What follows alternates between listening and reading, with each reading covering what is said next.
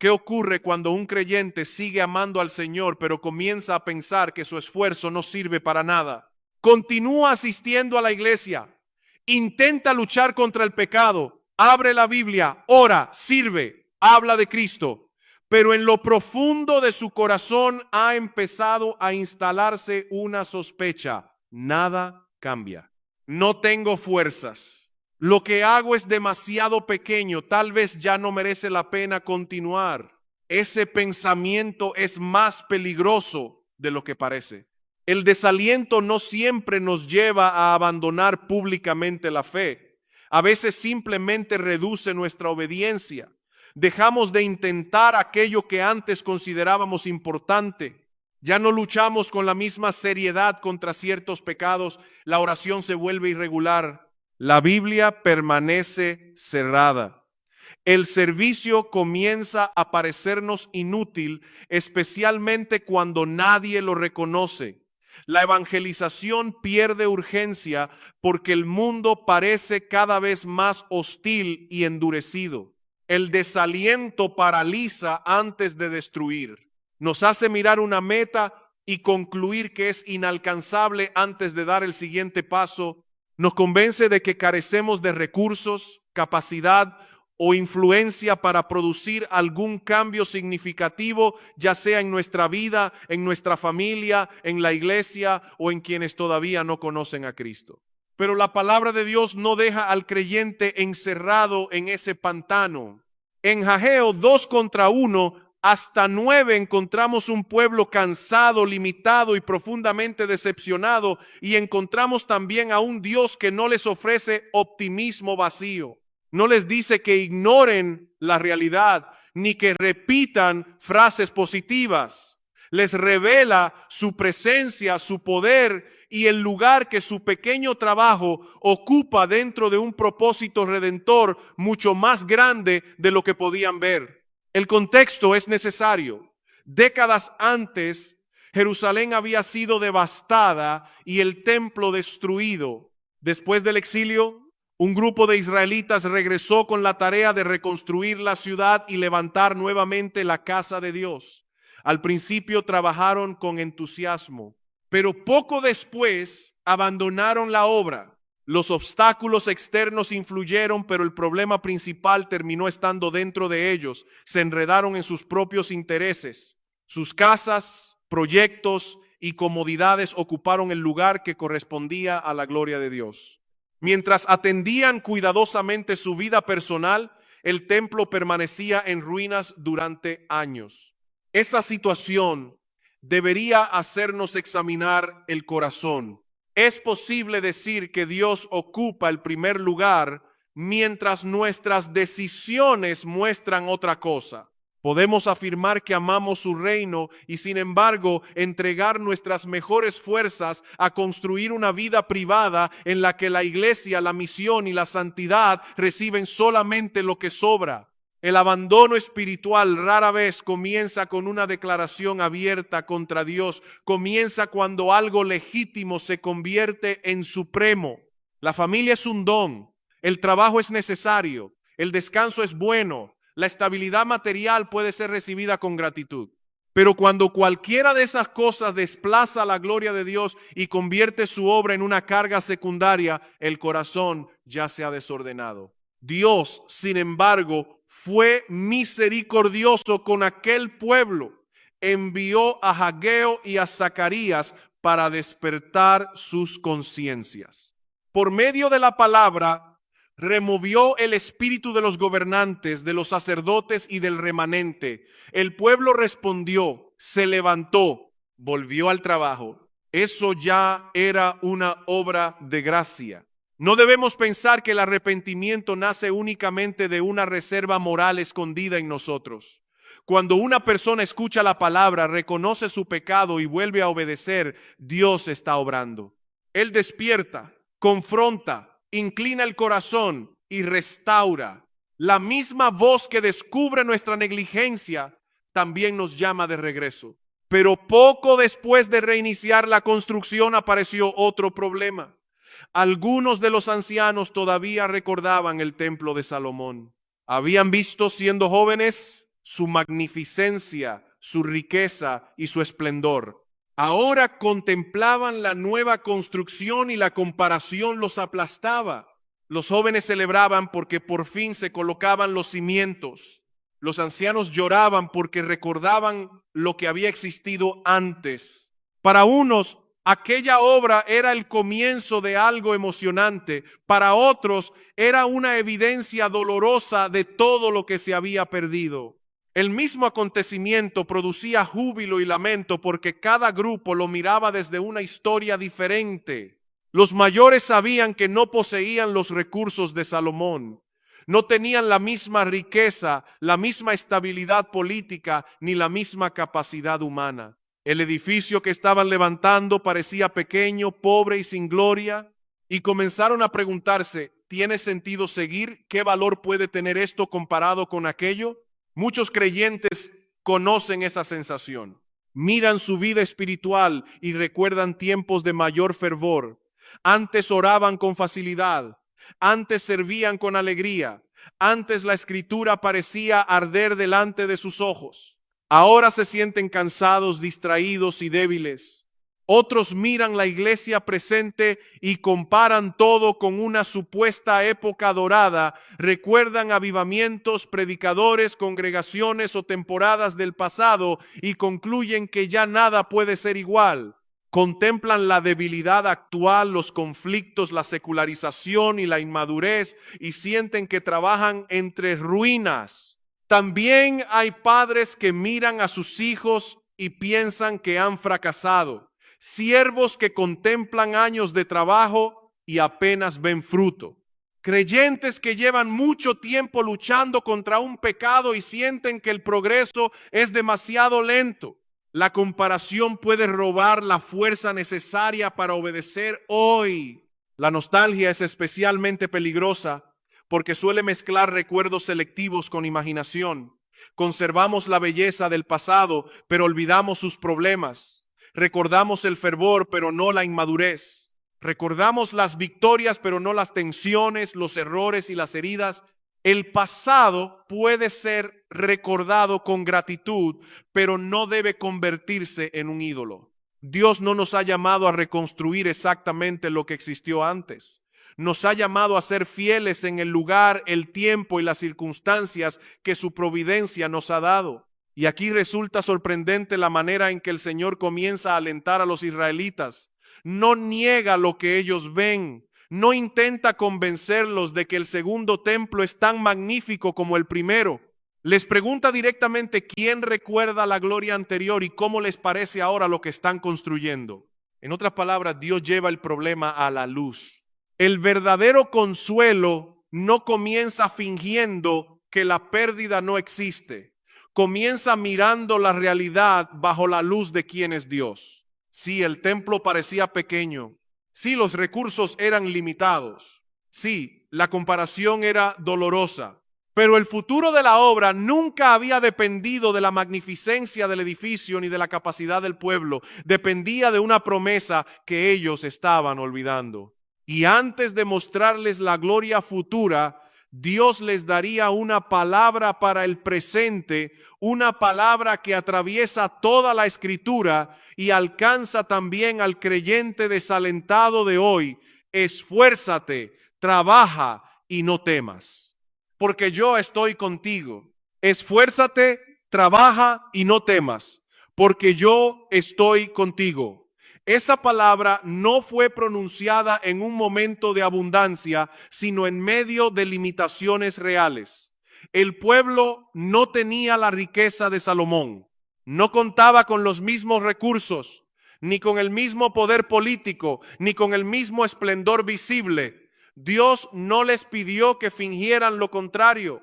La fe bíblica no consiste en negar la realidad. Muchos piensan que vencer el desaliento significa dejar de mirar los problemas, repetir que todo estará bien y evitar cualquier pensamiento incómodo. Pero la Escritura no nos enseña a esconder la cabeza. Dios mismo preguntó al pueblo, ¿quién de vosotros vio esta casa en su gloria primera y cómo la veis ahora? ¿No es como nada delante de vuestros ojos? El Señor reconoce la diferencia. El segundo templo no podía compararse externamente con el primero. La gloria visible asociada al templo de Salomón ya no estaba allí de la misma manera. El arca del pacto había desaparecido. Aquella construcción parecía a los ojos humanos una sombra pobre del pasado. Y sin embargo, Dios no permitió que esa realidad tuviera la última palabra. Aquí aprendemos algo esencial. Enfrentar honestamente nuestra debilidad no equivale a rendirnos ante ella. Una cosa es reconocer que no tenemos fuerzas suficientes. Otra muy distinta es concluir que Dios tampoco puede obrar. El desaliento toma una verdad parcial y la convierte en una mentira total. Es verdad que eres débil. Es mentira que Dios no puede usarte. Es verdad que tus recursos son limitados. Es mentira que su obra dependa finalmente de ellos. Es verdad que la iglesia visible puede atravesar temporadas de gran fragilidad. Es mentira que Cristo haya perdido el control de su pueblo. El contexto de la fecha en que llegó la palabra de Ageo también era importante. Era el mes séptimo del calendario hebreo, una temporada cargada de celebraciones, la fiesta de las trompetas, el día de la expiación y la fiesta de los tabernáculos. Durante esos días había descansos obligatorios, por lo que la obra apenas podía avanzar. Además, aquel mismo mes recordaba la inauguración del templo de Salomón. Todo favorecía la comparación y la frustración. El pueblo veía poca actividad presente y mucha gloria pasada. Eso ocurre también en la vida cristiana. Hay temporadas en que parece que avanzamos muy poco. Las circunstancias interrumpen nuestros planes. La enfermedad reduce nuestras fuerzas. Las responsabilidades familiares consumen tiempo. Las puertas que esperábamos abiertas permanecen cerradas. Y mientras miramos nuestra lentitud, recordamos etapas en las que todo parecía más fructífero. Entonces la nostalgia comienza a hablar. Antes servías mejor. Antes la iglesia era más ferviente. Antes había más conversiones. Antes orabas con mayor libertad. Pero la nostalgia no siempre dice la verdad completa. Puede convertir el pasado en una tierra perfecta que nunca existió. Recordamos la intensidad, pero olvidamos la inmadurez. Recordamos el fruto, pero no las luchas. Recordamos las respuestas, pero no los largos periodos de espera. No es pecado agradecer las obras pasadas de Dios. Israel debía recordar, la iglesia debe recordar. La memoria de la fidelidad divina fortalece la fe. El problema aparece cuando la memoria deja de exaltar a Dios y comienza a despreciar el presente. Si el Señor fue fiel antes, no significa que tenga que repetir exactamente la misma forma de obrar ahora. Él no está obligado a reconstruir tu pasado. Puede hacer algo distinto, más humilde ante tus ojos y sin embargo perfectamente integrado en su propósito eterno. Tal vez llevas tiempo lamentando que tu servicio actual no se parece al de años anteriores. Quizá ahora no puedes hacer todo lo que hacías. Tu salud cambió, tu familia necesita más atención. Tu posición en la iglesia es menos visible. No concluyas por eso que ya no puedes agradar a Dios. La fidelidad no se mide por reproducir una antigua etapa, sino por obedecer en la presente. Los israelitas debían dejar de mirar el templo que ya no podían reconstruir y concentrarse en la obra que Dios había puesto delante de ellos. La pregunta no era si podían igualar a Salomón. La pregunta era si obedecerían al Señor con los recursos que tenían. Dios dirige su palabra a todos. A Zorobabel, el gobernador, a Josué, el sumo sacerdote, y al remanente entero. Los líderes debían esforzarse. El sacerdote debía esforzarse. El pueblo debía esforzarse. Nadie podía esconderse detrás de la debilidad de otro. La obra de Dios exige responsabilidad personal. Pero observa que el Señor no dice solamente esfuérzate, añade, porque yo estoy con vosotros. Esa promesa cambia el sentido del mandato. Sin esa promesa, trabajad sería una carga aplastante. Con esa promesa, se convierte en una invitación a depender. Dios no estaba ofreciendo una técnica psicológica para elevar la autoestima. No les dijo, creed más en vosotros mismos. Tampoco aseguró que poseían dentro de sí todas las capacidades necesarias. La fuente de su esperanza no estaba en ellos. El fundamento era la presencia divina. El problema del pueblo consistía en magnificar los obstáculos y minimizar a Dios. Veían con gran claridad todo lo que les faltaba, pero habían perdido de vista a aquel que estaba con ellos. La debilidad era real. La presencia de Dios era más real todavía.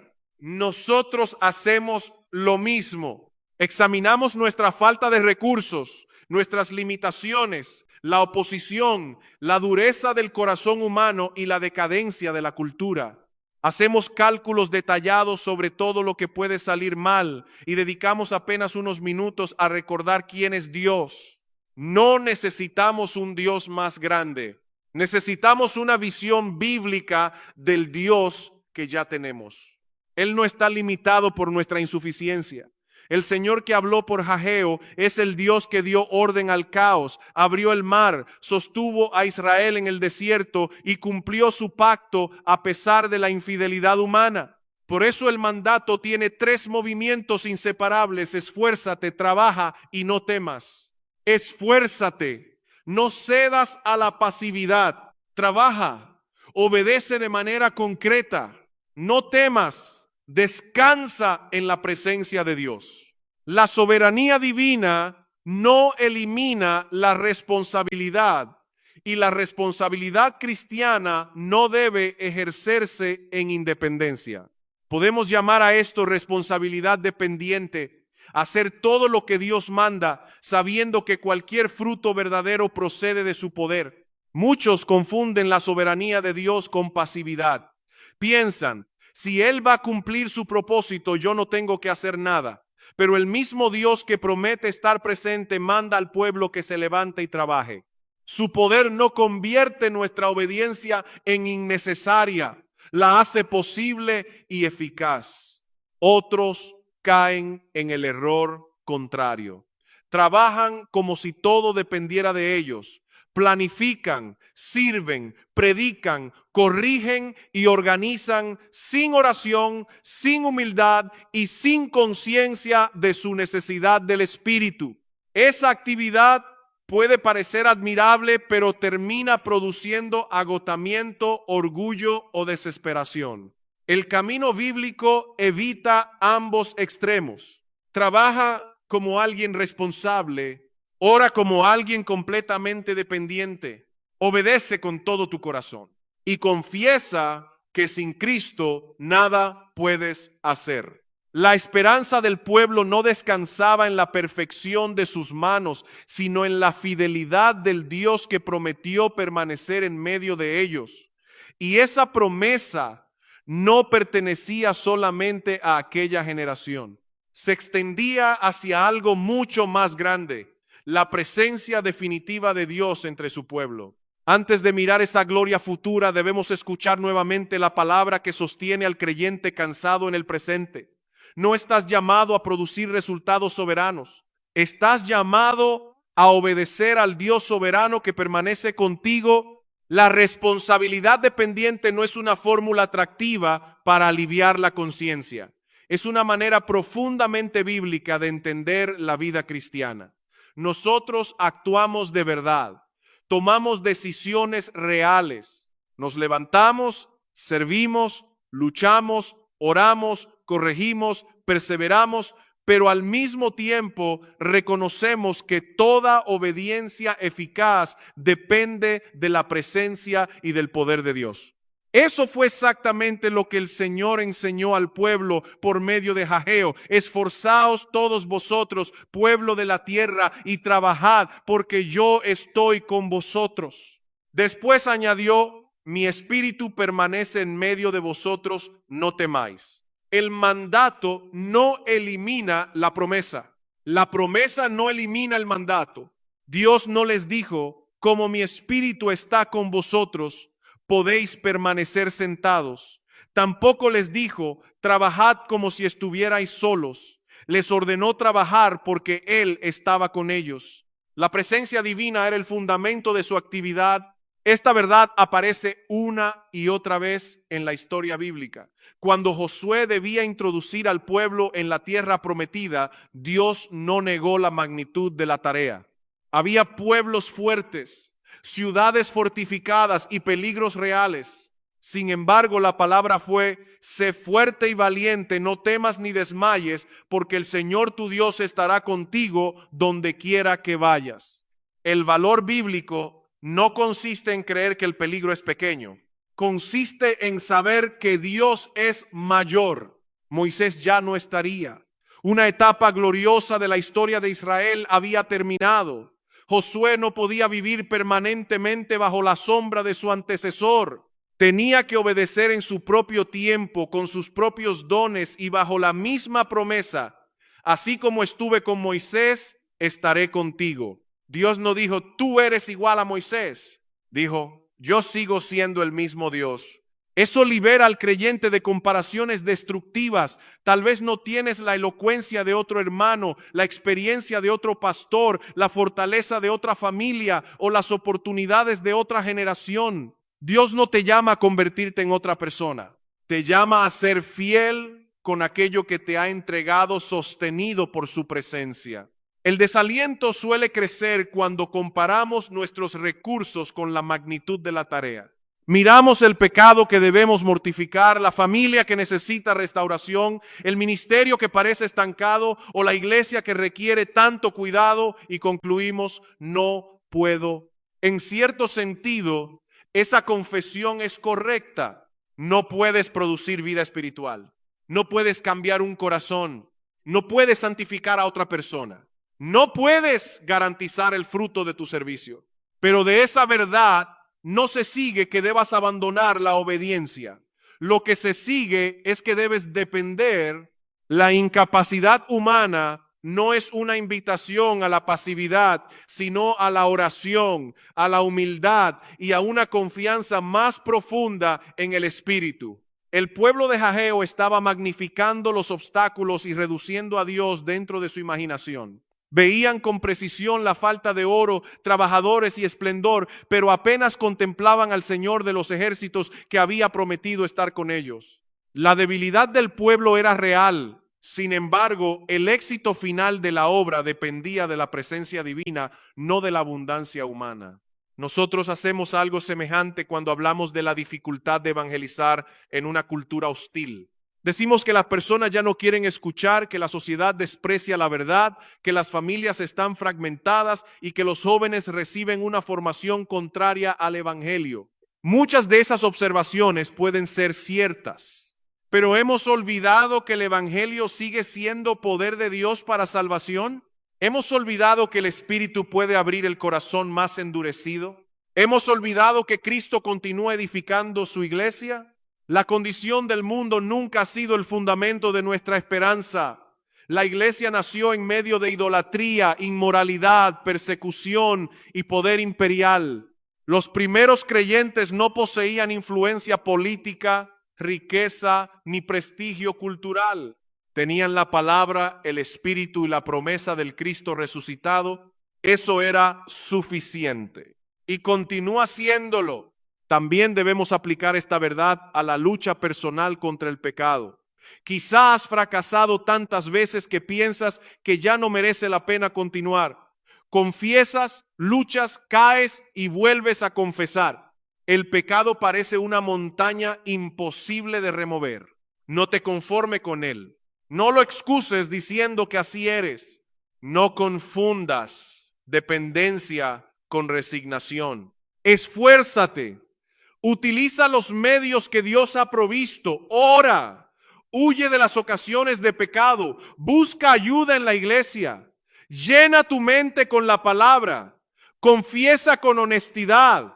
Toma decisiones concretas. Pero haz todo eso recordando que la victoria no procede de una voluntad humana autónoma, sino del Espíritu que obra en los creyentes. Pablo enseña que somos hechura de Dios, creados en Cristo Jesús para buenas obras preparadas de antemano.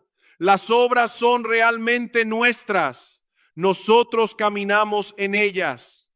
Pero antes de que caminemos, Dios ya ha actuado. Nos dio vida, preparó el camino y continúa produciendo en nosotros tanto el querer como el hacer. La gracia no nos trata como objetos inertes, nos despierta para obedecer. Un creyente puede decir, trabajé arduamente, y al mismo tiempo confesar, no yo, sino la gracia de Dios conmigo. Ambas afirmaciones pueden ser verdaderas. La gracia no sustituye la obediencia, la produce, la acompaña y le concede fruto. Por eso, cuando te sientes inútil, la respuesta cristiana no consiste en elevar artificialmente tu autoestima. La Escritura no necesita convencernos de que poseemos capacidades ilimitadas. Somos vasos de barro. Somos débiles, frágiles y dependientes. Pero el tesoro no es de barro. El poder pertenece a Dios. Isaías presenta al Señor hablando a Jacob con una expresión humillante. No temas, gusano de Jacob. Dios no convierte al gusano en motivo de confianza. Promete usarlo para trillar montes. El contraste es deliberado. La debilidad del instrumento hará más evidente la grandeza del poder divino. Dios no necesita personas impresionantes para realizar una obra gloriosa. Necesita siervos disponibles, obedientes y dependientes. Tal vez nadie considera extraordinario tu don. Quizá tu tarea es pequeña y repetitiva. Tal vez enseñas a unos pocos niños, acompañas a un hermano enfermo, oras por personas que nunca sabrán que lo hiciste o sirves en un lugar donde casi nadie te ve. No desprecias esa labor por reconocer que eres débil. La pones en las manos del Todopoderoso.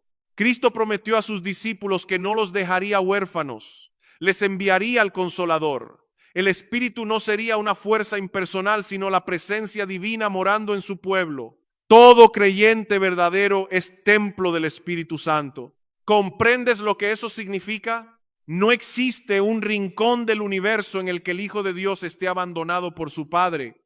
Puede sentirse solo, puede atravesar silencio, dolor y confusión, pero no está solo. El Espíritu mora en él, intercede, santifica, consuela y fortalece. Esa realidad debería comenzar a sacarnos del pantano del desaliento. Pero Dios todavía quiere levantar nuestros ojos hacia algo más grande. No solo promete estar con nosotros mientras trabajamos. También revela que aquello que hacemos para Él posee una trascendencia que nuestros ojos actuales no alcanzan a percibir. El templo parecía insignificante, sin embargo, era un pequeño eslabón dentro de una historia redentora que conduciría hasta la encarnación, la cruz, la iglesia y la gloria futura. Aquellos hombres veían piedras, madera, polvo y una construcción modesta. Dios veía un eslabón dentro de su plan eterno. Ellos juzgaban la obra por su apariencia inmediata. El Señor la interpretaba a la luz de lo que todavía haría en la historia.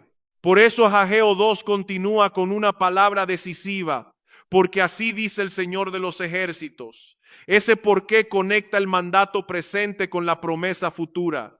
Esforzaos, trabajad y no temáis, porque Dios todavía no ha terminado. Hay algo que Él hará, aunque vosotros no podáis verlo ahora. La obediencia cristiana necesita esa mirada. Si solo observamos lo que está delante de nuestros ojos, muchas tareas parecerán insignificantes.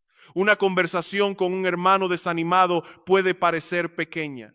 Enseñar semanalmente a un grupo de niños puede parecer repetitivo. Orar durante años por una persona que no cambia puede parecer inútil. Servir a una iglesia débil puede parecer una inversión desproporcionada de tiempo y energía, pero la fe no calcula el valor de una obra únicamente por sus resultados visibles. La fe escucha lo que Dios ha dicho. El Señor anuncia que hará temblar los cielos y la tierra, el mar, la tierra firme y las naciones. Promete llenar aquella casa de gloria y declara que la gloria posterior será mayor que la anterior.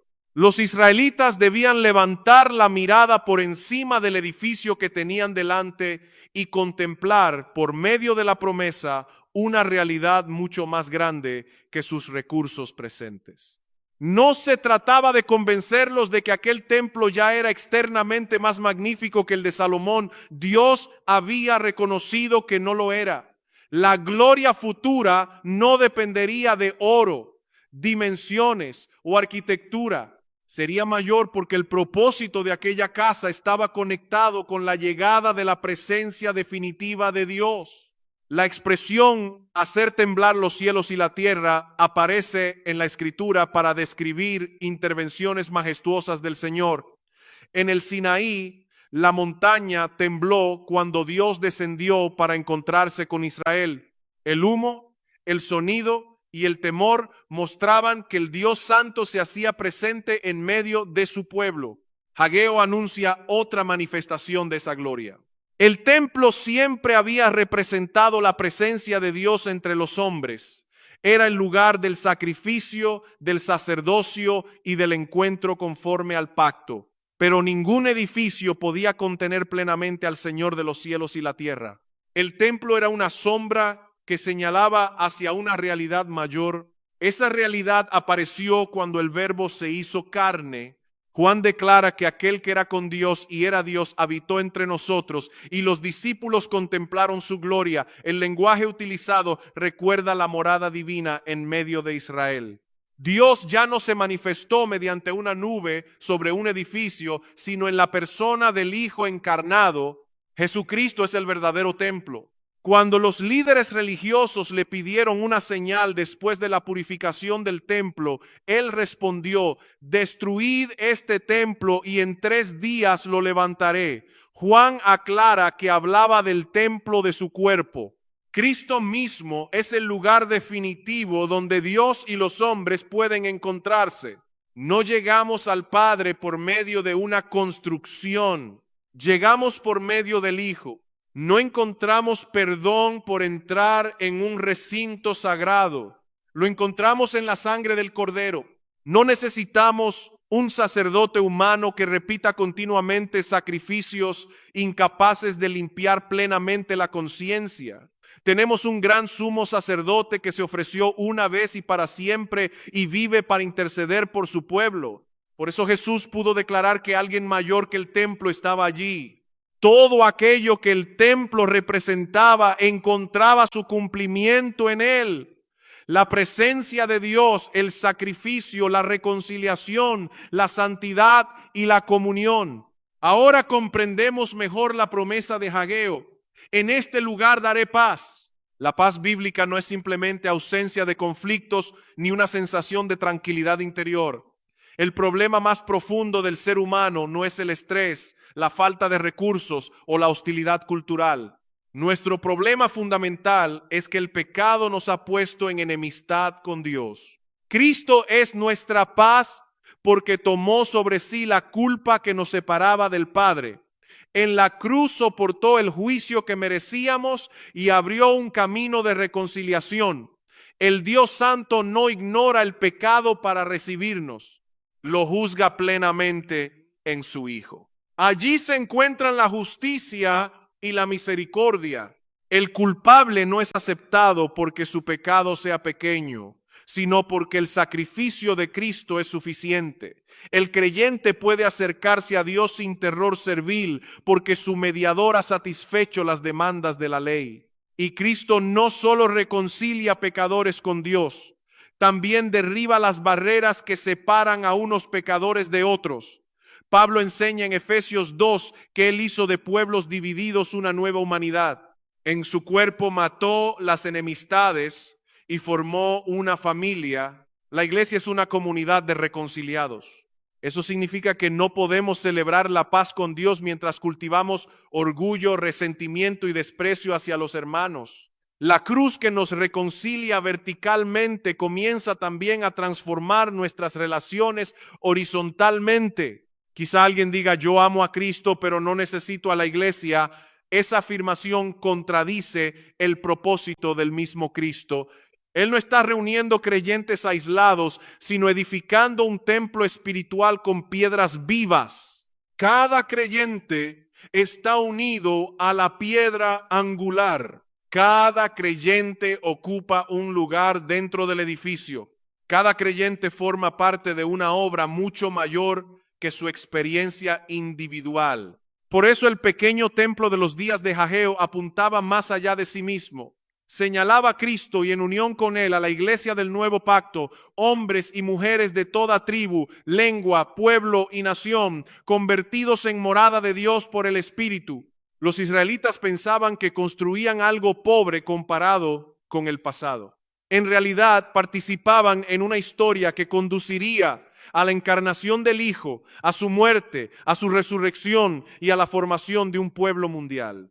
La gloria posterior sería mayor porque Cristo vendría, y si esta verdad sostuvo a un pueblo desalentado frente a un edificio incompleto, debe también corregir nuestra miopía espiritual.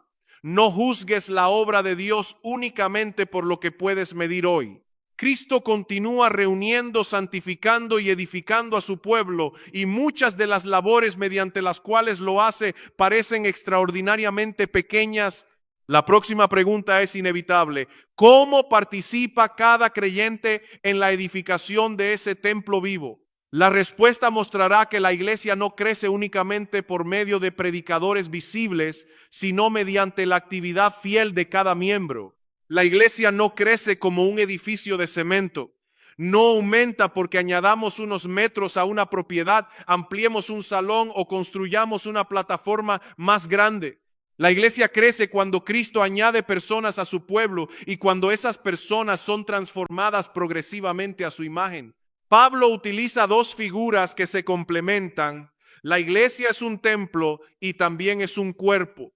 Como templo está siendo edificada sobre el fundamento apostólico con Jesucristo como piedra angular.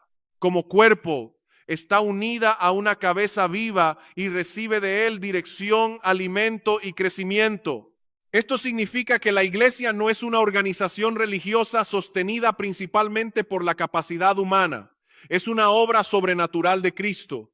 Pero también significa que Él ha decidido edificarla mediante la participación real de sus miembros. En Efesios 4, Pablo enseña que Cristo da pastores y maestros para equipar a los santos para la obra del ministerio. Observa cuidadosamente el orden. Los líderes no reciben la tarea de realizar solos todo el ministerio mientras el resto de la congregación observa. Ellos enseñan la palabra y capacitan a los creyentes para que todo el cuerpo sirva. Cada miembro posee una responsabilidad. Cada creyente ha recibido dones. Cada uno ocupa un lugar que no debe ser despreciado. La iglesia crece cuando todos, hablando la verdad en amor, avanzan hacia Cristo, que es la cabeza. El cuerpo se edifica mediante la actividad propia de cada parte, ayudándose mutuamente. Esto confronta una mentalidad muy extendida.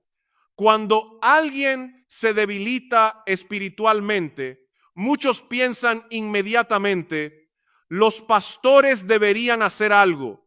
Cuando un hermano se ausenta, se enfría o comienza a desviarse, la congregación espera que algún líder lo visite, lo llame y lo restaure. Los pastores tienen una responsabilidad seria. Deben cuidar, alimentar, corregir y velar por las almas. Pero el cuidado pastoral de la iglesia no pertenece exclusivamente a quienes ocupan un oficio. Somos un cuerpo. Somos una familia. Nos pertenecemos unos a otros. Si una parte del cuerpo sufre, las demás no pueden responder. Eso es asunto de la cabeza. En un cuerpo sano, todos los miembros reaccionan. Cuando un hermano se aparta, cuando una hermana atraviesa una prueba, cuando un joven comienza a endurecerse o una familia se encuentra bajo presión, todos tenemos una responsabilidad de amor. Quizá no puedas resolver el problema. Tal vez no tengas la experiencia necesaria para responder a cada pregunta, pero puedes escuchar, puedes orar, puedes acercarte. Puedes recordar una promesa bíblica, puedes animar a buscar ayuda, puedes advertir con humildad cuando percibes peligro. Hablar la verdad en amor no es repetir frases duras con la excusa de ser fieles. Tampoco significa evitar toda confrontación para conservar una falsa paz. La verdad sin amor puede herir innecesariamente. El amor sin verdad abandona al hermano en su extravío. Cristo une ambas cosas. Corrige porque ama, confronta para restaurar, habla con claridad sin despreciar al débil. Cuando adviertes a un hermano acerca del pecado, no debes hacerlo como alguien superior que mira desde una altura moral. Tú también eres una piedra que necesita ser trabajada. Tú también dependes de la paciencia del Señor y del cuidado de la iglesia. Hay una imagen hermosa en la construcción del templo de Salomón. Las piedras eran preparadas y pulidas en la cantera antes de ser llevadas al lugar del edificio. Cada una debía ser trabajada para ocupar la posición que le correspondía. De manera semejante, la iglesia es una cantera espiritual. Cristo está puliendo piedras vivas. Utiliza su palabra, las pruebas, la disciplina, los sacramentos, la oración y también la influencia de otros creyentes. A veces el proceso duele. La piedra no se pule sin fricción. La corrección puede incomodarnos. La convivencia revela pecados que el aislamiento nos permitiría ocultar. El hermano impaciente pone de manifiesto nuestra falta de amor. La persona difícil descubre cuánto egoísmo hay en nosotros. La responsabilidad compartida nos obliga a renunciar al control. Por eso algunas personas desean una relación con Cristo sin comprometerse seriamente con una iglesia local. Quieren crecer sin fricción, recibir enseñanza sin rendir cuentas y disfrutar comunión sin asumir responsabilidades. Pero el cristianismo bíblico es profundamente comunitario. Nadie se santifica completamente solo. Dios utiliza a sus hijos para formar a sus hijos. Esto no significa que cada creyente deba entrometerse en todos los asuntos de los demás. El amor respeta límites, evita el chisme y no convierte la preocupación en control, pero tampoco utiliza la privacidad como excusa para la indiferencia.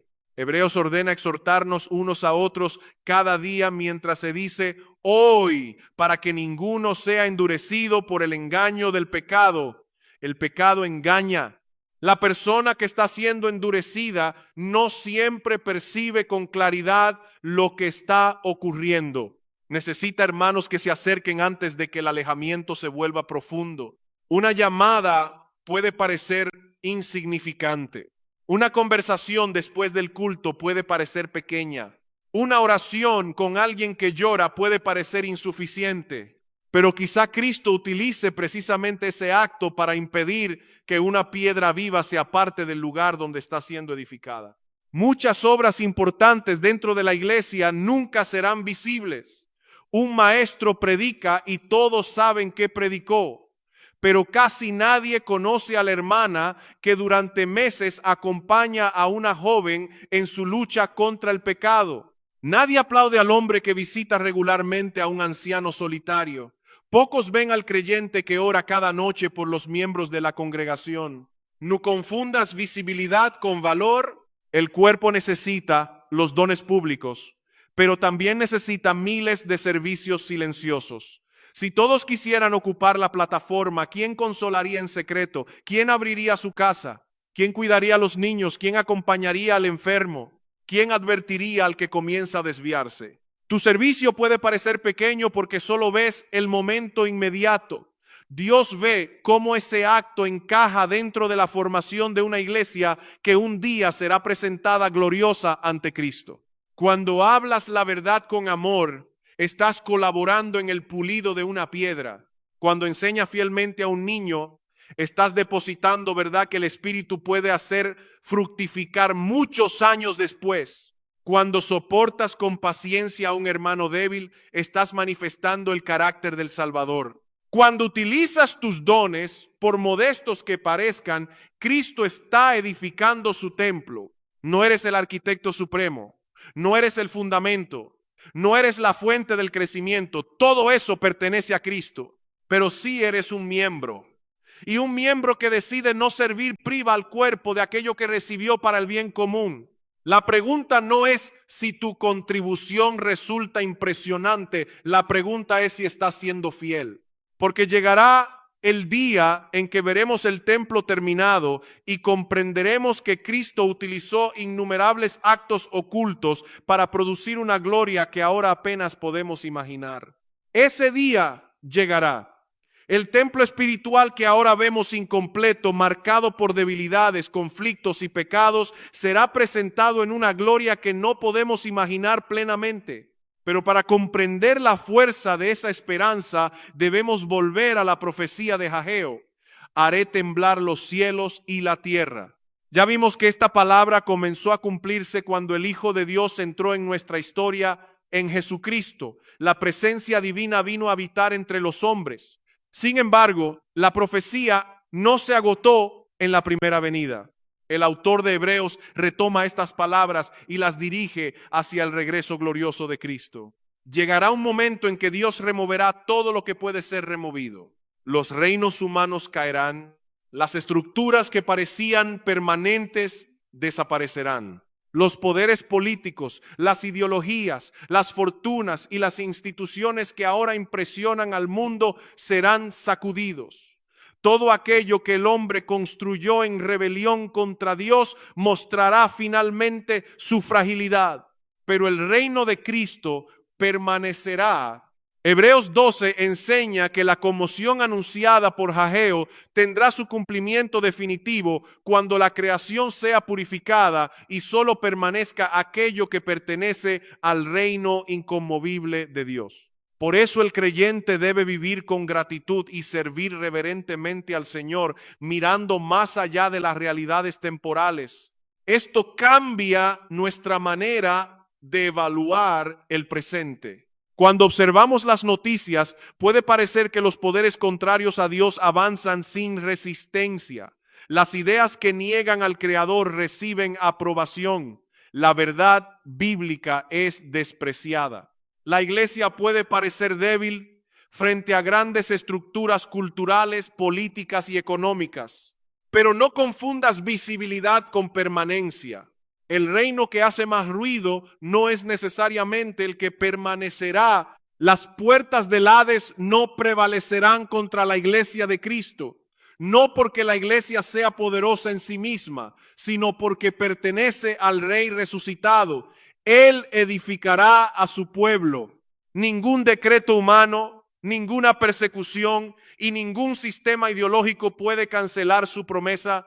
Por eso no debes medir el futuro de la iglesia por su apariencia actual.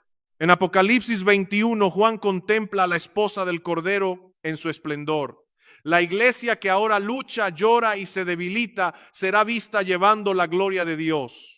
Aquello que hoy parece una comunidad ordinaria de personas imperfectas será manifestado como la obra maestra de la gracia de Cristo. Piensa en el hermano que te resulta difícil amar. Piensa en la hermana cuya inmadurez te agota. Piensa en el creyente que todavía tropieza, lucha y necesita constante paciencia. Un día, si verdaderamente pertenece a Cristo, resplandecerá en el reino del Padre. Toda mancha habrá sido removida. Toda herida será sanada. Toda resistencia pecaminosa habrá desaparecido. Verás en esa persona la belleza de la obra terminada del Salvador. ¿No debería esa esperanza transformar la manera en que la tratas hoy? Es fácil amar una versión ideal de la iglesia.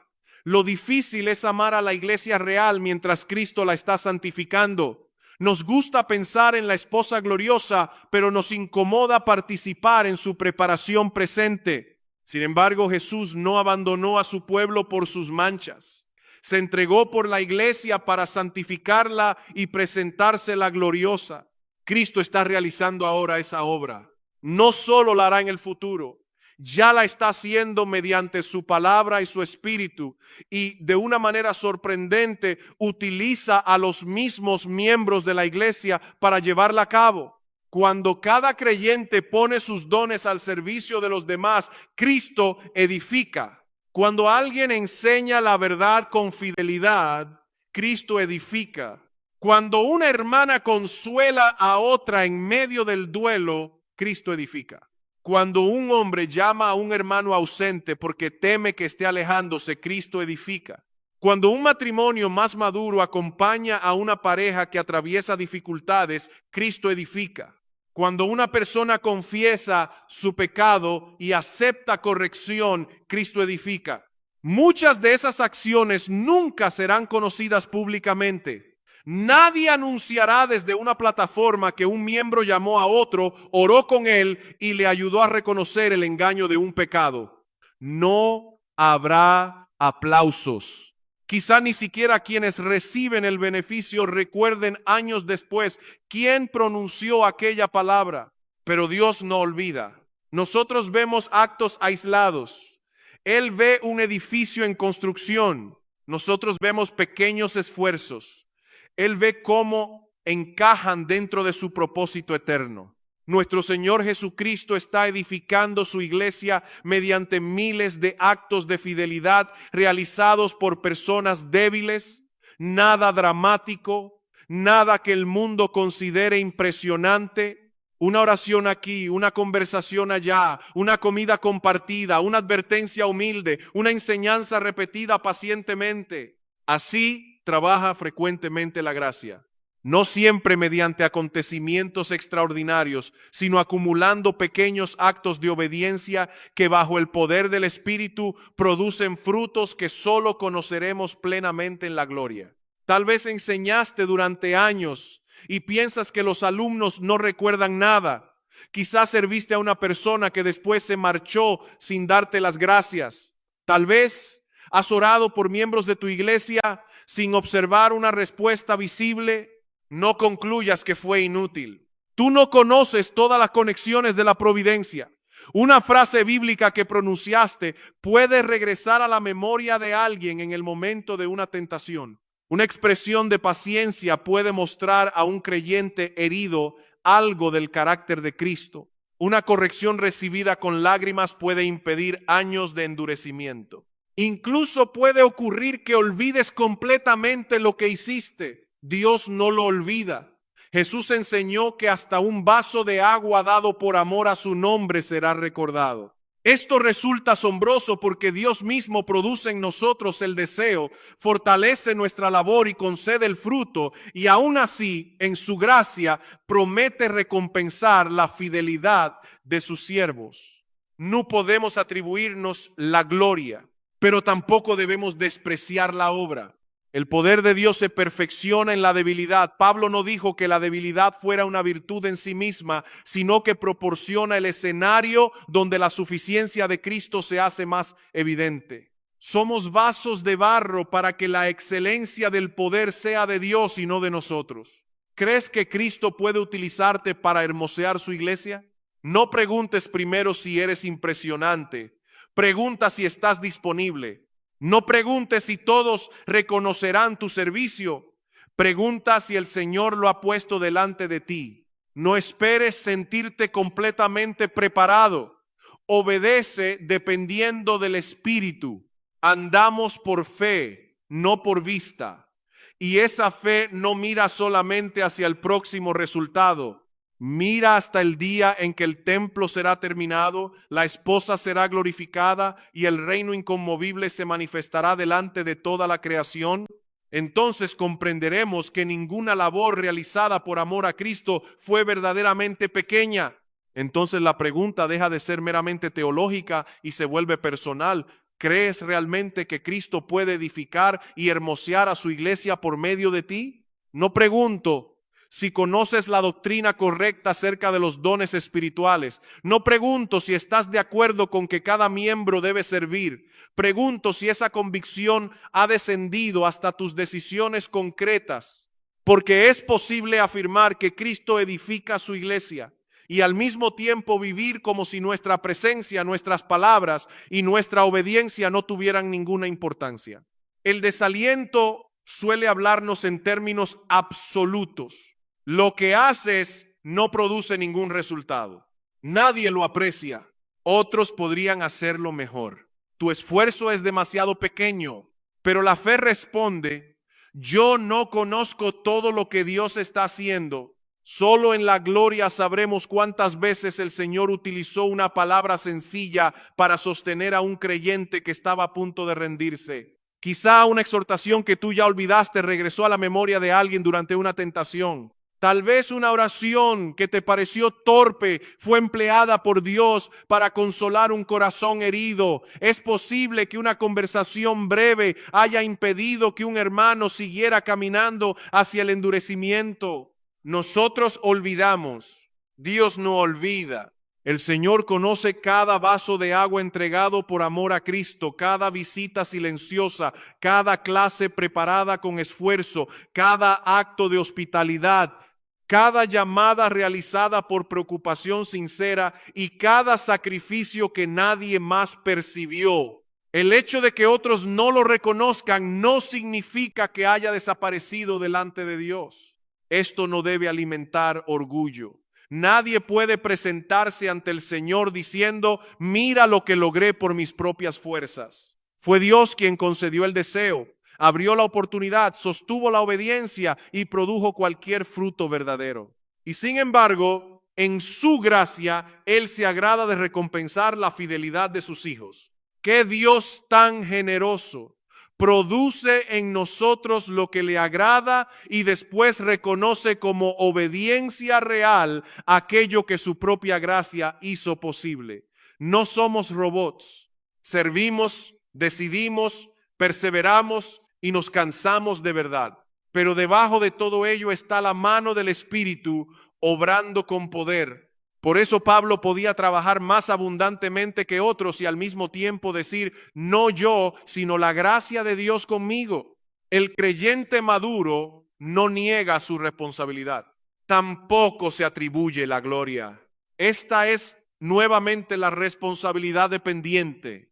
Cada miembro debe tomar la decisión de servir según los dones, las fuerzas y las oportunidades que el Señor le concede, pero consciente de que nada duradero puede producirse separado de Cristo. Quizá tú piensas que no tienes ningún don especial.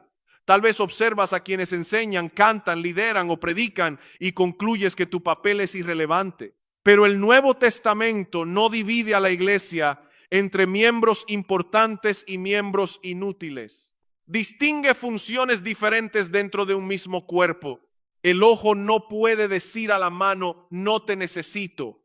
Tampoco la mano debe despreciarse porque no puede ver. Cada miembro fue colocado por Dios.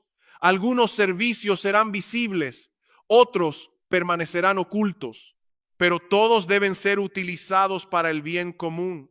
Pregúntate con honestidad: ¿qué necesidad está delante de mí? No comiences soñando con una plataforma futura. Mira a la persona que Dios ya ha puesto cerca. Tal vez hay un nuevo creyente que necesita aprender a leer la Biblia. Quizá una familia atraviesa una crisis y necesita compañía. Puede haber un anciano que vive con soledad, un joven que lucha en secreto o una madre agotada que necesita ayuda práctica. A veces deseamos servir de manera extraordinaria porque eso alimenta nuestra imagen, mientras evitamos las tareas pequeñas que exigen paciencia. Cristo no edificó su iglesia mediante una búsqueda de prestigio. Se humilló, lavó pies, tocó al impuro, se detuvo ante personas que otros ignoraban y finalmente entregó su vida por una esposa que no podía ofrecerle nada a cambio. Servir a la iglesia significa aprender el camino del maestro. También significa perseverar cuando no vemos fruto inmediato. Un maestro puede repetir las mismas verdades durante años sin saber cuáles quedarán grabadas en la mente de sus alumnos. Cada lección añade algo. Cada explicación fiel coloca una piedra. Cada oración riega una semilla. Mucho tiempo después, quizá aquel alumno ni siquiera recuerde el nombre de quien le enseñó, pero la verdad permanecerá. Dios puede reunir pequeñas aportaciones de muchas personas y utilizarlas para formar una vida entera. Así ocurre en el cuerpo de Cristo, un poco aquí, otro poco allá. Un hermano enseña, otro corrige, una hermana consuela, alguien ora, otro da ejemplo de perseverancia. El Espíritu toma esos esfuerzos frágiles y los entrelaza dentro de una obra que ningún individuo podría producir. El transcript subraya precisamente esta realidad. Cristo edifica su iglesia por medio de miles de esfuerzos pequeños realizados por personas débiles, y solo en la gloria comprenderemos plenamente cómo Dios utilizó cada palabra, servicio y acto de fidelidad. Por eso no debes despreciar lo poco. En la parábola, el Señor no elogió al siervo por haber sido famoso, sino por haber sido fiel. En lo poco fuiste fiel. El criterio de Cristo no es la celebridad, es la fidelidad. Puede que nadie note tu trabajo. Cristo lo ve. Puede que nadie te dé las gracias. Cristo no olvida. Puede que tus fuerzas sean escasas. Su poder se perfecciona en la debilidad. Puede que no llegues a contemplar aquí el resultado. Andamos por fe, no por vista. Esto no significa que todo servicio realizado de cualquier manera sea automáticamente fructífero. Debemos servir conforme a la palabra, con motivos examinados, y dentro del orden de la iglesia podemos equivocarnos. Necesitamos corrección. Debemos aprender de otros y reconocer nuestros límites. Pero no uses el temor a equivocarte como una excusa para no hacer nada. La madurez no espera sentirse completamente competente. Actúa con humildad, busca consejo y depende del Señor. Los dones se desarrollan al ser utilizados. El amor aprende a amar sirviendo. La sabiduría crece al escuchar y obedecer. Hermano, hermana, sal del pantano del desaliento. No porque seas fuerte, no porque el resultado esté garantizado según tus expectativas. Sal porque Dios ha prometido estar con su pueblo y realizar su obra por medio de vasos de barro. Cristo no necesita que seas impresionante. Él exige que seas fiel. Esfuérzate, trabaja, no temas. Ninguna labor realizada por amor a Cristo y para el bien de su iglesia quedará fuera de su propósito. Nada es insignificante cuando el Señor soberano decide incorporarlo a la promesa: yo edificaré mi iglesia. Y todavía queda una última palabra de esperanza. El Dios que nos manda a trabajar no se limita a observar nuestro esfuerzo. Él mismo nos hace aptos para toda buena obra, produce en nosotros lo que le agrada y nos sostiene por medio del gran pastor que derramó la sangre del pacto eterno. El Dios que nos manda esforzarnos no permanece distante, observando para comprobar si somos capaces de cumplir. Él mismo nos hace aptos, Él obra dentro de nosotros. Él sostiene nuestras manos débiles y utiliza nuestra obediencia imperfecta para realizar un propósito que pertenece enteramente a su sabiduría.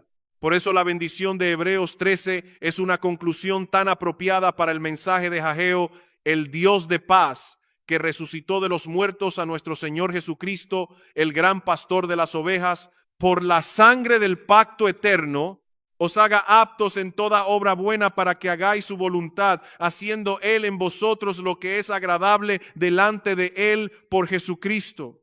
Observa dónde comienza nuestra esperanza, no en nuestra resolución, sino en el Dios de paz. El mismo Dios que levantó a Jesús de entre los muertos es quien equipa a su pueblo. La resurrección declara que ninguna situación está fuera del alcance de su poder. Si Dios venció la muerte, puede sostener al creyente agotado, puede restaurar al que ha caído, puede despertar una iglesia adormecida, puede producir fruto mediante un servicio que ahora parece estéril. Nuestro pastor no está muerto. Cristo vive, gobierna, intercede, conoce a cada una de sus ovejas y no abandona la obra de sus manos. Él es el gran pastor porque compró al rebaño con su propia sangre. Nuestra relación con Dios no descansa en la intensidad de nuestro servicio, sino en el pacto eterno confirmado por el sacrificio de Cristo. Antes de pedirte que construyas, Cristo fue a la cruz para rescatarte. Antes de llamarte a servir, cargó con tu culpa. Antes de utilizar tus manos, abrió las suyas y fue clavado por pecadores. No trabajamos para convertirnos en ovejas del pastor. Trabajamos porque Él nos buscó, nos tomó sobre sus hombros y nos introdujo en su rebaño. Esto protege al creyente de dos peligros. El primero es el orgullo. Cuando vemos algún fruto, podemos pensar que nuestra capacidad produjo la obra, pero todo lo que tenemos lo recibimos. Dios preparó las buenas obras, concedió los dones, abrió las oportunidades y fortaleció nuestra obediencia. El segundo peligro es la desesperación. Cuando no vemos fruto, pensamos que todo ha sido inútil. Pero el resultado final nunca dependió de nuestra capacidad para controlar las consecuencias. Nuestra responsabilidad es ser fieles. El fruto pertenece al Señor. No eres el salvador de tu familia. No eres el redentor de tu iglesia. No puedes convertir a tus hijos, regenerar a un incrédulo, ni santificar por tu poder a un hermano. Pero puedes orar, puedes enseñar la verdad. Puedes amar, puedes corregir con mansedumbre, puedes permanecer presente, puedes obedecer confiando en que el Espíritu hace mucho más de lo que tú alcanzas a percibir. Muchos confunden esta dependencia con pasividad. Dicen, esperaré a que Dios lo haga. Sin embargo, Ageo no permitió al pueblo permanecer sentado. La presencia divina fue la razón para trabajar, no la excusa para evitar la obra. Otros confunden la responsabilidad con autosuficiencia. Actúan sin oración, cargan sobre sus hombros el destino de todos y terminan agotados o amargados porque los resultados no responden a sus expectativas. El camino bíblico es responsabilidad dependiente. Esfuérzate como alguien que debe obedecer. Ora como alguien que no puede producir vida. Trabaja con diligencia. Descansa en la soberanía de Dios. No temas, porque Él está contigo. Tal vez has llegado hasta aquí sintiéndote pequeño. Ageo no te promete que dejarás de ser débil. Promete algo mejor, que la debilidad no impedirá a Dios cumplir su propósito. Tal vez tu iglesia te parece insignificante. No la mires únicamente como es ahora. Mira lo que Cristo está haciendo y lo que finalmente hará. La esposa será presentada sin mancha. Las piedras vivas serán completamente pulidas. El templo tendrá la gloria de Dios. Quizá estás cansado de servir sin reconocimiento. Recuerda que el Señor no olvida. Los hombres pueden olvidar una llamada, una clase, una visita, una oración o una palabra de consuelo. Dios no pierde ningún acto realizado por amor a Cristo. El valor de tu obediencia no se mide por el aplauso que recibe. Puede que una palabra tuya haya sostenido a alguien sin que lo sepas. Quizá una oración secreta acompañó una providencia que nunca relacionaste con ella. Tal vez un niño que parecía distraído recordará años después una verdad que le enseñaste. Nosotros vemos fragmentos. Dios ve el edificio completo. Y cuando lleguemos a la gloria comprenderemos que Cristo edificó su iglesia mediante innumerables actos ordinarios de creyentes que se consideraban pequeños. Veremos que el gran pastor utilizó vasos de barro para manifestar la excelencia de su poder. Por eso no esperes una sensación extraordinaria para obedecer. Utiliza hoy el don que recibiste. Acércate al hermano que necesita ánimo. Llama al que lleva tiempo ausente. Abre tu casa. Enseña con paciencia. Sirve sin exigir reconocimiento. Ora por los perdidos. Persevera en la lucha contra el pecado. Habla la verdad con amor. No intentes hacerlo todo. Haz fielmente aquello que Dios ha colocado delante de ti. Y cuando el desaliento te diga que no vale la pena, responde con la promesa de Cristo: yo edificaré mi iglesia. No dijo que nosotros la edificaríamos por nuestra sabiduría. Dijo que Él lo haría. Pero ha decidido involucrarnos en su obra. ¡Qué privilegio tan inmerecido! El Rey no nos necesita, pero nos llama. El Todopoderoso puede obrar sin nosotros, pero se complace en obrar por medio de nosotros. El Espíritu produce lo que le agrada y después el Padre recibe nuestra obediencia por medio de Jesucristo. Esta fue la palabra para el pueblo de Ageo y continúa siendo la palabra para la iglesia. Esfuérzate, trabaja y no temas. Dios está presente, su espíritu permanece, su propósito avanza. Lo que estás edificando es mayor de lo que tus ojos pueden ver. La obra no termina en el pequeño templo que hoy contemplas. Termina en Cristo, en su iglesia glorificada, en los cielos nuevos y la tierra nueva, en un reino que nunca podrá ser removido. Levanta los ojos, sal del pantano del desaliento. No mires solamente tus fuerzas, tus recursos, ni tus resultados presentes. Mira al gran pastor resucitado. La sangre del pacto garantiza que no abandonará a su pueblo. Que Él te haga apto para toda buena obra. Que produzca en ti lo que le agrada. Que tome tus pequeños esfuerzos y los incorpore a la edificación de su templo. Y que toda la gloria sea para Jesucristo por los siglos de los siglos. Amén. This world is endless, so wide, so far, but somehow I'm still lost in you.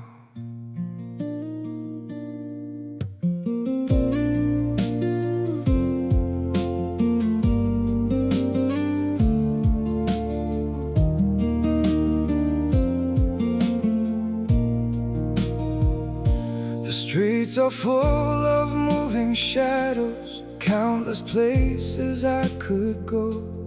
City shining, people passing, yet I still feel so alone. Every road keeps leading nowhere, every sky feels cold and blue. In this world so vast and open, I'm still lost in missing you. The world is wide, so wide before me,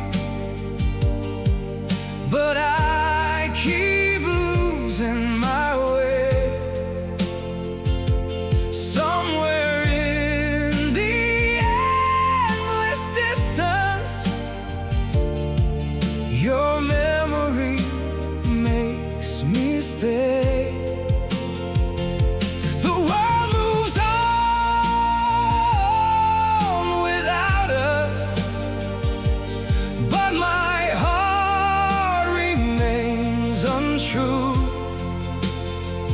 For no matter where these feet may wander, I'm still lost in missing you. I have tried to outrun silence, tried to leave your ghost behind, but your name still echoes softly through the corners of my mind. The world is wide, so wide before me, but I keep losing my way. Somewhere in the endless distance, your memory makes me stay. The world moves on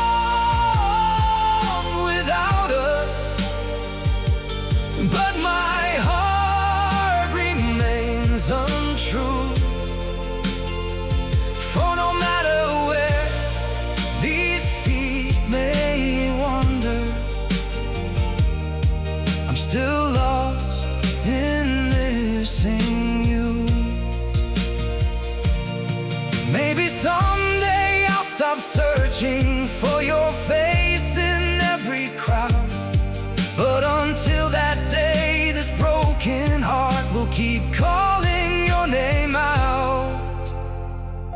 The world is wide, so wide before me, but I keep losing my way.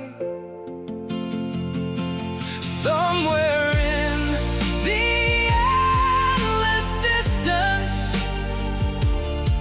your memory makes me stay. The world moves on without us, but my heart remains untrue. For no matter where these feet may wander, I'm still lost in missing